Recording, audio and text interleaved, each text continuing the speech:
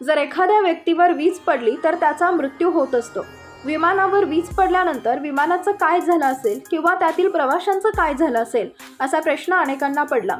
मिळालेल्या माहितीनुसार विमानाचे कोणतेच नुकसान झाले, परंतु व्हिडिओ पाहून अनेकांना धक्का बसला होता. मीडिया रिपोर्टनुसार एअर कॅनडाचे बोईंग 777 विमानाने व्हँकुव्हर विमानतळावरून लंडनच्या हिथ्रोकडे जाण्यासाठी उड्डाण घेतले. विमानाने टेक ऑफ केलं त्याचवेळी हवामान खराब झाले आणि विजांचा कडकडाट सुरू झाला.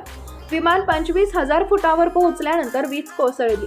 या घटनेचा व्हिडिओ @theNewYork5 नावाच्या एक्स अकाउंटवर पोस्ट करण्यात आला. व्हिडिओ फक्त 16 सेकंदाचा असून हा व्हिडिओ आतापर्यंत लाखो लोकांनी पाहिलाय.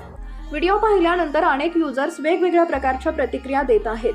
भयानक दृश्य पाहिल्यानंतर पायलटला सतर्क राहण्यासाठी कॉफी पिण्याची गरज भासणार नाही असं एक युजर म्हणालाय. हे दृश्य खरोखरच भयानक असल्याचं एकानं म्हटलंय. विजेचा स्पार्क काही हजारो व्होल्ट होता. विजेचा विमानावर कोणताच परिणाम होत नाही कारण विमानाचा बाहेर थर हा कार्बनचा बनलेला असतो.